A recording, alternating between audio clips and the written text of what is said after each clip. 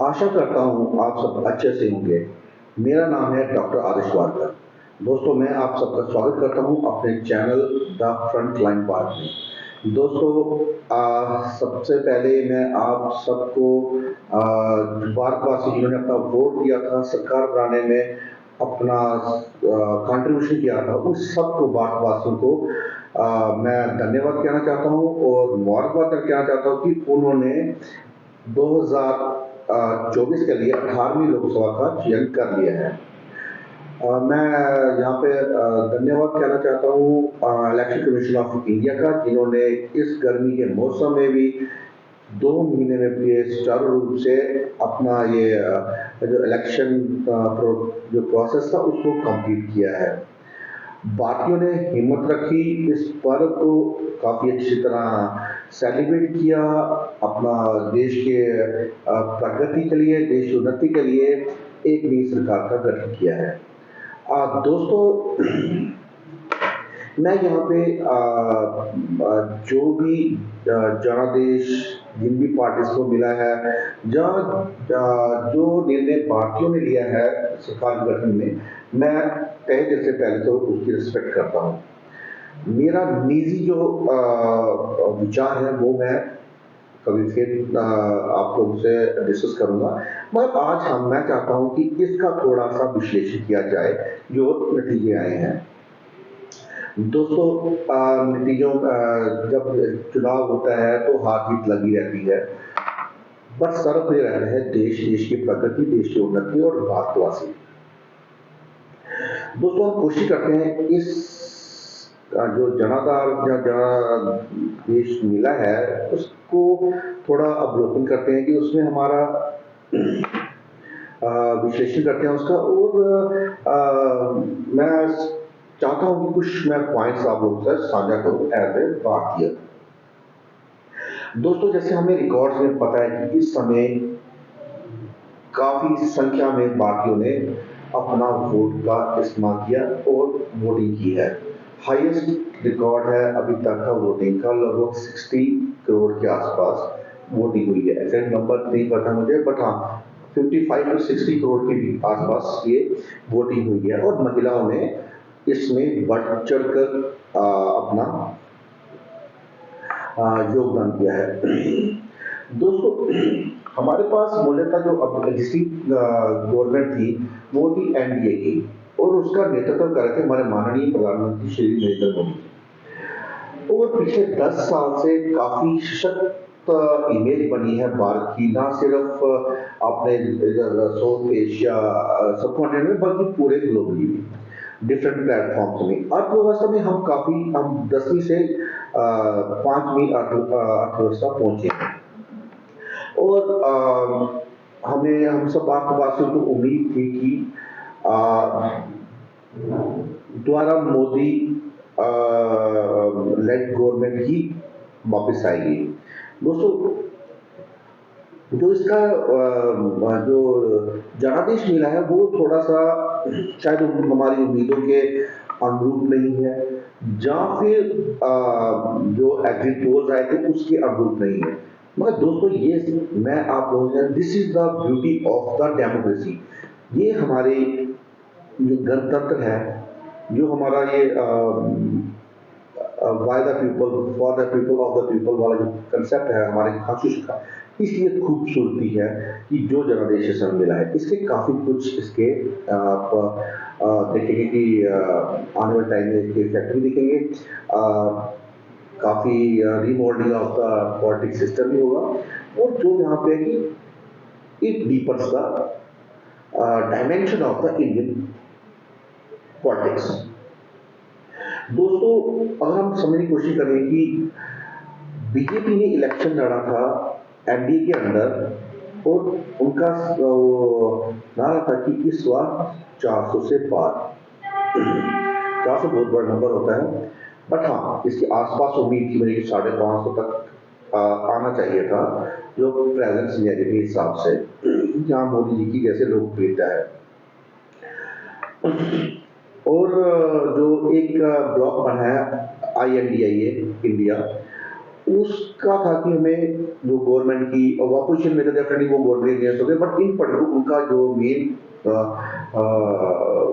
उद्देश्य था कि मोदी को द्वारा प्रधानमंत्री नहीं बनने देना। चलो हर पार्टी करती हैं। तो दोस्तों यहाँ पे जो बीजेपी का एक लिया जाए, no doubt single largest party है इस समय, और सरकार बनाने का हक भी माननीय प्रधानमंत्री संविधान के अनुसार उन्हीं को ही देंगे। बीजेपी ने पिछले जो 2019 में इलेक्शन होता 303 सीटें ली थी, और इस बार वो रह गई 240। दोस्तों मैं बताना चाहता हूँ यहाँ पे थोड़ा सा ही इनका जो वोट शेयर कम हुआ है बीजेपी का, 37.3 से ये घटकर रह गया 36.6, मगर सीट्स में फर्क पड़ गया लगभग 64। ऐसे ही कांग्रेस कांग्रेस ने अच्छा प्रदर्शन किया है। राहुल गांधी द्वारा एक, जिसे हम नॉन सीरियस पॉलिटिशियन मानते थे, अखिलेश यादव, ममता बनर्जी, देन आम आदमी पार्टी के अरविंद केजरीवाल जी, तो इन सब ने काफ़ी एफर्ट किया, और डेफिनेटली जो सीट्स इनकी काफ़ी, इस ब्लॉक को काफ़ी अच्छी सीट्स मिली है, बट वो अभी भी बहुमत से बहुत दूर है, जो 272 बहुमत चाहिए होता है सिंपल मेजॉरिटी के लिए। कांग्रेस का वोट शेयर डेफिनेटली बढ़ा है, 19.5 से बढ़कर 21.2 हो गया है, बट सीट इनकी 22 से 99 हो गई, डबल हो गया लगभग। तो देखिए 1% का वोट शेयर चेंज होने से, कम ज्यादा होने से सीट का डिफरेंस कितना आ जाता है।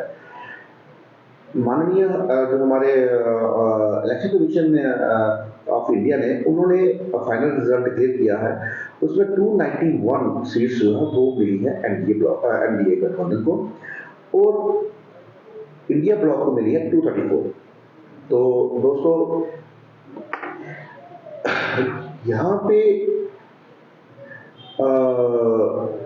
इस वर्डिक्ट का एक क्या निष्कर्ष निकाला जाए, बीजेपी पावर में आके भी जीते हुए भी वो अपने आप को हारा मान रही है। कांग्रेस जहाँ आईएनडी ब्लॉक, वो हारे हुए भी अपने आप को जीता हुआ मान रहे हैं। यही भारतीय डेमोक्रेसी की ब्यूटी है। उन्होंने मैसेज कन्वे करना था, अपने अलग अलग जो पार्टी है उनको कन्वे किया, स्ट्रांगली किया, और जो सबसे बड़ा हथियार एक किसी भी नागरिक के पास, जब पार्टी के पास था, वो था वोट। उन्होंने उसका इस्तेमाल किया और प्रॉपर वे में एक मैसेज किया convey to the political party. दोस्तों यहाँ पे इसका अगर हम मीनिंग निकाला जाए तो क्या क्या इस वर्ड का क्या मतलब है, इसमें तो ये है कि देखिए एंटी कमर्स अभी इतनी नहीं, मैं एंटी कमर्सी को नहीं मानता, एंटी कमर्सी का कारण ये थोड़ा सा डाउनफॉल हुआ है बीजेपी का, बट कुछ रीजन थे। मैं सबसे पर्टिकुलर रीजन मैं मानता हूँ कि अनएम्प्लॉयमेंट डेफिनेटली है। गवर्नमेंट ने जो महंगाई है वो डेफिनेटली बहुत ज़्यादा बढ़ गई है। इस महंगाई का सबसे इम्पैक्ट पता किसको होता है, वो होता है मिडिल क्लास पे, और middle class major chunk of the voter होता है। दोस्तों बीजेपी के नेता उन्होंने ग्राउंड पे जाके काम नहीं किया। मिस्टर मोदी या उनकी जो कैबिनेट है उन्होंने बहुत हार्ड वर्क किया है। मैं उसमें आप माननीय प्रधानमंत्री मोदी जी के लिए, नरेंद्र मोदी, उनका अमित शाह जी का, जहाँ हमारे पीयूष गोयल जी हैं, हमारे पास डॉक्टर जयशंकर जी हैं, तो इन्होंने काफ़ी काम किया है, ना सिर्फ देश में बट ग्राउंड लेवल पे, बाकी विदेशों में भी भारत की साख को इम्प्रूव किया है, और वो फैसले लिए हैं जो भारत के पक्ष में थे या पार्टी के फेवर में थे। हार्ड फैसले लेने का जो निर्णय लेने की क्षमता हमारे माननीय प्रधानमंत्री नरेंद्र मोदी जी दिखाई दी, उसके कारण ही शायद हम जो डिफरेंस देख रहे हैं, जो आज हम भारत जैसे ग्रो कर रहे हैं। अभी भी जो IMF की जो स्टडीज आई, उसमें इंडिया ग्रोथ, जीडीपी ग्रोथ 8.2 उस लेवल पे ग्रो कर रहा है, हाईएस्ट इन द वर्ल्ड। दोस्तों इंपॉर्टेंट है देखिए, निर्णय लेना और हार्ड निर्णय लेने पड़ते हैं। और दोस्तों मैं यहाँ चाहता हूँ कि जैसे बीजेपी की जो शॉर्ट कमी है कि उनके नेता वो चाहते थे 5 साल में आते हैं कि भाई नरेंद्र मोदी के नाम पे वोट लो, राजस्थान में सिलेक्ट हो जाओ और उसके बाद 5 साल फिर आओ, फिर नरेंद्र मोदी के वोट वोट के नाम पे वोट दो और वापस चले जाओ। दोस्तों, डेमोक्रेसी में मैं मानता हूं कि जो जीता है उसकी उसकी इंपॉर्टेंस ज्यादा होती है। और दोस्तों, मैं यहाँ पर कहना चाहता हूँ कि क्या सभी इलेक्शन से मोदी के नाम पे जीते जाएंगे? ग्रास लेवल पे जो नेता काम नहीं कर रहे उनको क्या दोबारा करने का हक था? नहीं था। दोस्तों, मैं यहाँ पे आपको ये भी डिस्कस मैं बताना चाहता हूँ कि जहाँ पे अयोध्या में हार हुई है, राम मुद्दा जो बीजेपी ने जहाँ पॉलिटिकल पार्टी के लिए एक रिलीजियस इशू था, उसको हमें नहीं इतना, क्योंकि वो जहाँ तक मेरा सोच है कि भगवान राम हमारी आस्था है, उनका इस तरह से एक्सटेम्प्योर या उनको प्रेजेंट करना जल्दबाजी में पॉलिटिकल गेम में, वो नहीं था। और जो पब्लिक है उसने संज्ञान लिया है इस चीज का और रिप्लाई किया है। अयोध्या में भी बीजेपी के एमपी हार गए, कैंडिडेट हार गए। स्मृति ईरानी बहुत बड़ा नाम है, 2 बार हमने टीसी जीते, हार गए। देखना पड़ेगा मेरी इसका, क्या वही है कि मोदी फैक्ट्री काम करेगा हर बार और ये कुछ काम करेंगे वहां फील्ड में जाके? कहने को तो बहुत आता है, मैंने ये किया, मैंने किया, मैं गाँव पूरे कल से मैं देख ही रहा था जो इंटरव्यूज आ रहे हैं, मैं मगर नहीं मानता कि इन चीज़ों को, कि जब तक आप ग्रास रूट लेवल से काम करोगे तो जीतने का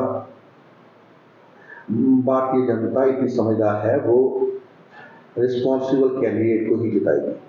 यहाँ पे मैं बताना चाहता हूँ कि कुछ बीजेपी के कैंडिडेट्स ने जो मोदी जी का नारा था इस बार 400 पार, उसको गलत तरीके से प्रेजेंट किया, लाइक हम संविधान चेंज कर देंगे, कुछ स्टेटमेंट्स है। मैं तो वो डराने वाली मुझे लगता है कि वोट बैंक राजनीति नहीं करनी चाहिए थी भारतीय जनता पार्टी के, जो खुद ही एक रूट से निकली पार्टी है। ये एक्सेप्टेबल नहीं होता है कि आप डरा के वोट लोगे। तीसरा है कि मैं देख रहा हूँ कि दोस्तों, मैं हर पार्टी का जैसे बीजेपी और कांग्रेस का ये अलग अलग वीडियो बनाऊंगा कि उन्होंने प्लस किया था और उन्होंने माइनस किया था और इसका आने वाले परिप्रेक्ष्य में क्या काम, पर इसमें मैं ब्रीफ में बता रहा हूँ। कांग्रेस ने क्या किया है, कांग्रेस ने यूनिफाइड ब्लॉक के अंदर काम किया था। आई इंडिया ब्लॉक है तो इंडिया ब्लॉक था, उन्होंने बड़े एक यूनिफाइड वे में चलना तरीके से, और जो वोट कितने कर सकते थे अगेंस्ट बीजेपी उन्होंने जनरेट किए हैं, और इसी उनका नंबर शो कर रहा है 234। दोस्तों, इस इलेक्शन का एक मतलब है कि जो भी अब ये बंडी तो कोलिशन गवर्नमेंट है, स्पष्ट बहुमत किसी के पास नहीं है, तो दोस्तों इसमें ये रहेगा कि जो क्षेत्रीय पार्टी है, जिसमें मैं मूलतः मेंशन कर रहा था जेडीयू, नीतीश कुमार जी की, चंद्रबाबू नायडू जी की तेलुगु देशम, समाजवादी पार्टी, तृणमूल कांग्रेस, इनका यानी कि दबदबा रहेगा रहेगा इस जो भी ये हमारा जो भी गवर्नमेंट पर कितनी रहती है बोलते हैं उसके बारे में भी कमेंट नहीं करा जाता। बट हाँ, मैं कहता हूँ ये गवर्नमेंट ज़्यादा देर लास्ट नहीं करेगी, भारत को एक बार जल्दी इलेक्शन में जाना पड़ेगा। उन्होंने तक में 20 साल के बाद 1.5 साल का, मैंने काफ़ी जो एक्सपर्ट्स उनसे बात की इस मामले में, और उनका यही राय है कि अब शायद मोदी जी वैसे स्ट्रॉन्ग फैसले नहीं ले पाएंगे जितने वो पिछले 2 अपने टेनर में लिए हैं। अगर स्ट्रॉन्ग फैसले नहीं लेंगे तो शायद भारतीय जो ग्रोथ पीरियड चल रहा है, जहाँ डेवलपमेंट हो रही है, उसको डेंट पड़ेगा पड़ेगा। कई हमें जो विदेश जो बाकी देशों से रिलेशन है उनको भी अब एक कटिंग करके या एक बैकस्टॉप स्टेप में रहना पड़ेगा। लेकिन पार्टी का हमेशा अब 18 लोकसभा में महत्व बढ़ गया हुआ है।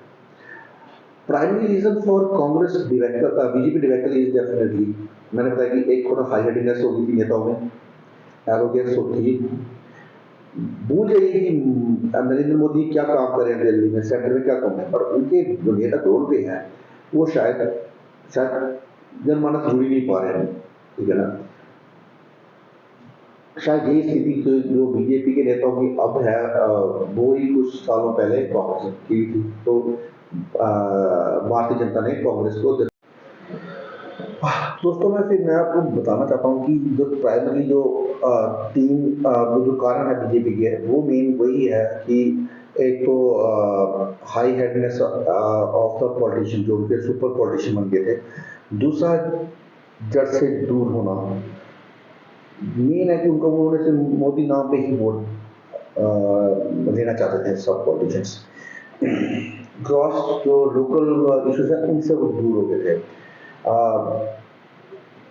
अ, थोड़ा सा इनका जो है कि जो कांग्रेस या आईएन इंडिया ब्लॉक का जो प्लस पॉइंट है वो ये है कि वो एक यूनिफाइड तरीके से काम किया, रोड पे जाके काम किया उन्होंने। जैसे भारत जोड़ो यात्रा की, तो वो जनमानस से जुड़े रहे और इमोशनल हमेशा रहता ही रहता है कि इमोशनली वो जो भारतीयों के साथ जुड़े हैं, तो ये उनको उनका बेनिफिट हुआ है। 234 उन्होंने जो सीट्स ली है। दोस्तों, अब मैं इसके आउटकम के लिए आपसे डिस्कस करूंगा, तो दोस्तों आउटकम ये है कि है तो कोलिशन गवर्नमेंट, रीजनल पार्टीज का ही दबदबा इसमें रहने वाला है। दोस्तों, इसमें जो मेन सरकार की है वो है जो नीतीश कुमार जी हैं, जेडीयू के प्रेसिडेंट और बिहार के सीएम, और चंद्रबाबू नायडू जो चीफ हैं हमारे तेलुगु देशम पार्टी के, इनके हाथ में रहने वाली है। और डेफिनेटली ये रीजनल पार्टीज दोनों हार्ड बार्गेनिंग करेंगे अब, ये तो श्योर है, क्योंकि सत्ता की चाबी इनके पास ही है। अब देखते हैं कि सियासत आगे कैसे कैसे रंग दिखाता है, क्योंकि पॉलिटिक्स में, राजनीति में कोई भी चीज़ असंभव नहीं होती है। तो हाँ, मेरा ये परफेक्ट है कि अब अगर एनडीए गवर्नमेंट बनती है, जो सबसे प्राइम मुझे लगता है कि वो हो सकता है नरेंद्र मोदी जी के नेतृत्व में, और भारतीय प्रधानमंत्री थर्ड प्राइम मिनिस्टर की वो ले सकते हैं, हमारे नरेंद्र मोदी थर्ड टर्म अपना ले सकते हैं। बट क्या वो कोalition के बाद उस स्थिति में होंगे कि सख्त फैसले से उन्होंने 2014 में से 19 तक, या 19 से लेकर 2024 तक ये ले पाएंगे, नहीं ले पाएंगे? मुश्किल लगता है। पॉलिटिकल मजबूरियां रहती हैं हमेशा। बट मैं जो भी यूथ है वो बिलीव करता है कि नरेंद्र मोदी जी एक सशक्त नेता है, एक फैसले लेने वाले नेता है, और वो हम उनको चाहते हैं कि वो अपना टेन्योर पूरा करें अगले 5 साल, जो भारत के लिए उन्नति के लिए बहुत जरूरी है। स्टेबल गवर्नमेंट बहुत रिक्वायर्ड है हमारे देश के लिए। दोस्तों, मैं अगर मेरी निजी राय देखें तो मैं नरेंद्र मोदी से काफ़ी इमोशनली जुड़ा भी हूँ, क्योंकि उनकी कुछ चीज़ें जो मैं फॉलो भी करता हूँ, लाइक नेशन फर्स्ट मेरे लिए भी है, देश सर्वप्रिय है, सबका साथ सबका विकास, हमें सबको ओवरऑल डेवलपमेंट, भारत एक मजबूत राष्ट्र की तरह प्रेजेंट होना चाहिए। तो ऐसी सोच मैं रखता हूँ, इसलिए मैं निजी तौर पे डेफिनेटली मैं माननीय प्रधानमंत्री नरेंद्र मोदी को सपोर्ट करता हूँ। बट रही बात है बीजेपी की, जहाँ पर वो गलत है, मैं गलत को गलत ठहराने से चूकता नहीं। मैंने नरेंद्र मोदी जी में एक ऐसा नेता देखा है जिसने ग्रासरूट लेवल्स पे बढ़ के 3 साल, अब 3 टर्म अपने सीएम की साथ के पूरे किए, और तीसरा टर्म शुरू होने वाला है इनका as a prime minister of India. तो काफी, यानी वो आम इंसान नहीं हो सकता, सशक्त नेता है, टाइम देना चाहिए, बात अच्छी राह पे है। बाकी पॉलिटिकल पार्टीज का अपना अपना एक सिद्धांत या जिस पे काम करते हैं, तो उसमें मैं कमेंट नहीं कर सकता, क्योंकि वो वेरी करता है पार्टी टू पार्टीज। हाँ, तो क्या सही है कि देश तक नहीं होना चाहिए। जहाँ तक मुझे लगता है कि गवर्नमेंट, कोलिशन गवर्नमेंट मजबूरी की सरकार होती है। टेन्योर कंप्लीट करेगी नहीं करेगी I am not sure, but जितने मैंने एक्सपर्ट से बात की है कल से, जिनसे मैंने जानने की कोशिश की कि इसका जो जो वर्डिक्ट आया है, जहाँ जहाँ देश मिला है इस बात को, उसका क्या कैसे हम देखते हैं, तो मैक्सिमम राय है कि ये गवर्नमेंट कंप्लीट नहीं होगी, ये टेन्योर अपना कंप्लीट करेगी, और क्या पता मध्यवर्ती मिड टर्म पोल में बात को जाना पड़े।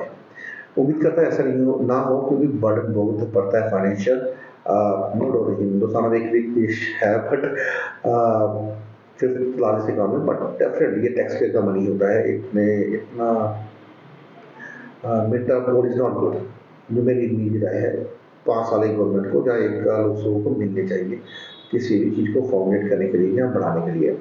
तो दोस्तों, उम्मीद करता हूँ कि अच्छा ही होगा हमारे बात को, शरीर जैसे होता रहा है कि बात का इतिहास बहुत स्ट्रॉन्ग है। पॉलिटिकल पार्टीज जहाँ उनका मतभेद भी हमारे देश को सशक्त देश पाते हैं। अपोजिशन की रिक्वायर्ड थी और अपोजिशन आया है, वो जो था डिक्टेटरशिप या एक वन मैन आर्मी की तरह नहीं चला ये देश, बहुत विपक्ष चाहिए था, मैं उसका समर्थन करता हूँ और उम्मीद करता हूँ कि विपक्ष भी जो भी सरकार बनेगी उसमें अपना साथ एक प्रोग्रेसिव साथ दे। तो आने वाले 10-15 दिन काफ़ी यानी कि गहमे वाले होने वाले हैं भारत की पॉलिटिकल सिनेरियो में भी और सरकार बनाने में भी, और आफ्टर सरकार बनाने में भी काफ़ी चैलेंज है। तो उम्मीद करता हूँ कि सब कुछ अच्छा ही चलेगा और देश प्रगति की राह पे ऐसे ही बढ़ता रहेगा जैसे 10 साल से हम देख रहे हैं बढ़ रहा है। तो अगले 10 दिन में जो भी या कोई भी नई डेवलपमेंट हुई उसका भी मैं विश्लेषण लेके आप लोगों के सामने आऊँगा। इजाज़त दीजिए, खुश रहिए, अपना ख्याल रखिए। जय हिंद, जय भारत।